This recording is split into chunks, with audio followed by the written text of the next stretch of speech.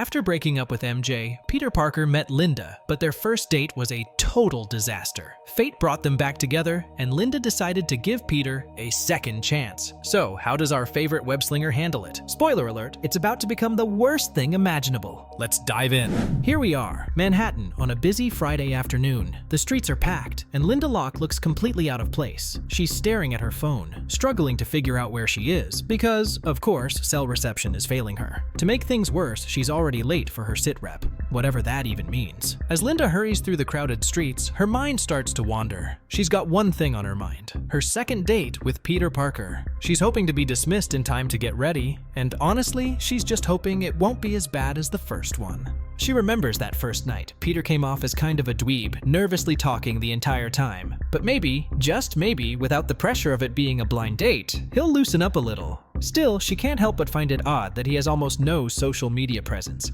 In today's world, that's definitely unusual. She couldn't find much online about him, except a photo with a supermodel ex, classic Parker luck, right? She admits there's something weirdly attractive about him, but then she adds, still, he's no Spider-Man. Ouch! And then we get this, her picturing Spider-Man and their iconic upside-down kiss. It's a clear nod to the Raimi movies with Tobey and Kirsten, and as a fan, it's hard not to feel a little annoyed. This is just like when MJ fell harder for Spider-Man than for Peter Parker. Once again, Peter gets overlooked, even though he's the heart of both identities. Honestly, it sucks to see Peter being ignored time and time again. He's constantly putting everything on the line. His life, his relationships, his future, and yet, it's Spider-Man who always seems to get the admiration. As a fan, it's frustrating. How many times does Peter have to prove himself before someone sees the real him? And just when things couldn't get worse for Lynda, a massive explosion rocks the street. Enter Deadlift, the newest villain in town. Loud and overconfident, he announces himself like he's some kind of celebrity, claiming it's not every day you meet someone like him.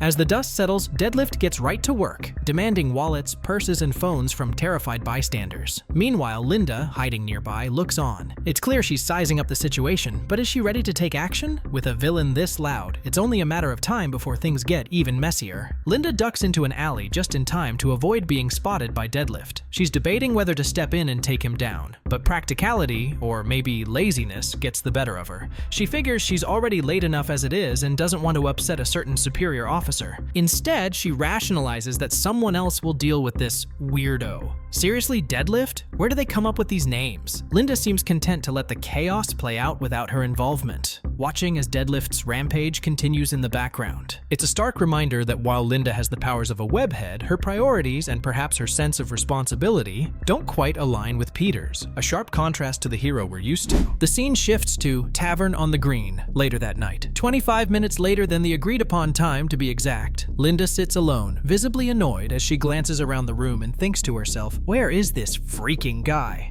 When Peter finally strolls in, he's completely oblivious to the mood. He brushes off his tardiness like it's nothing, and you can practically feel Lynda's patience snapping. This date hasn't even started, and it's already a disaster. Honestly, as a fan, it's painful to watch Peter fumble like this.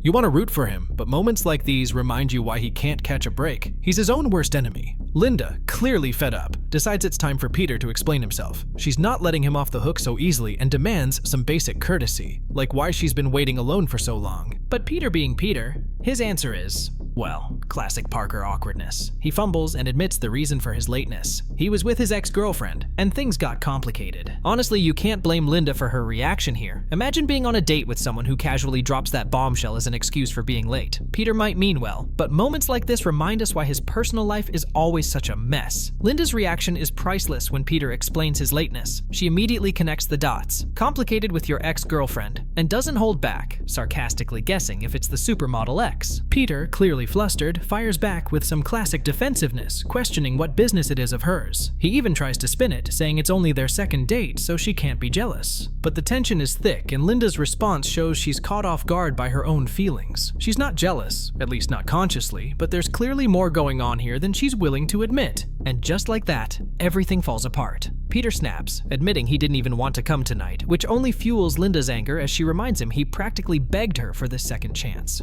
The argument spirals and Lynda delivers the final blow. She releases him from his obligation. Peter storms off, throwing a sharp, "Fine, bye forever," over his shoulder. Lynda, furious but holding her composure, vows not to call him again. This whole situation is frustrating to watch as a fan. Peter's lateness and awkward excuses were bad enough, but snapping and admitting he didn't want to come? That's brutal. At the same time, Lynda isn't exactly innocent here. She's got every right to be upset, but her quick temper and biting sarcasm only pour fuel on the fire. It's moments like this that make you wonder if Peter's ever going to find balance in his personal life. He's always juggling too much, and when push comes to shove, his relationships take the hit. But Lynda isn't exactly helping either. She's no MJ, and it's clear she has no patience for Peter's typical Parker chaos. This was doomed from the start, and honestly, it's exhausting to see Peter's personal life constantly crash and burn. It's the same cycle, and as a fan, you just want him to catch a break for once. As she walks away, her thoughts reveal the frustration boiling underneath. What a total loser. I was right about him the first time. And then, the universal struggle of dating in New York hits her. Why is it so hard to meet people in this city? Walking away from the disaster of a date, Lynda is already fuming about Peter's behavior when her wrist communicator buzzes. It's HQ calling with an urgent update. They've triangulated her location and need her at the southwest corner of Central Park ASAP. Lynda doesn't hesitate. Her frustration with Peter quickly turns into determination. With a sharp, focused expression, she confirms, "Copy, I'll suit up and be there in 5. Lynda arrives at Central Park, suited up as Webhead, ready to take on whatever HQ has thrown at her. She's clearly still fuming from her disastrous date, sarcastically thinking that whatever monster she encounters here couldn't possibly be worse than Peter Parker. Swinging through the park, she scans the area but finds nothing from the air. Dropping down, she checks in with HQ, questioning if they've sent her to the wrong spot. But just as she starts to think the area is clear, we see it. A massive, shadowy creature lurking behind her. She has no idea what's about to hit her, and the issue leaves us with a chilling, "To be continued." And just like that, we're left with a cliffhanger. Lynda's night has already been a disaster. First, the train wreck of a second date with Peter, and now there's something lurking in the shadows waiting to make things even worse. If you ask me, I'd bet it's Deadlift, the villain we saw earlier. It just feels like he's too loud and chaotic to stay out of the picture for long. And honestly, I can't shake the feeling that in some crucial moment, Lynda's going to figure out Peter is Spider-Man. Can you imagine the internal conflict she'll face? She's already frustrated with Peter as a person, but finding out he's the hero she admires could really shake things up.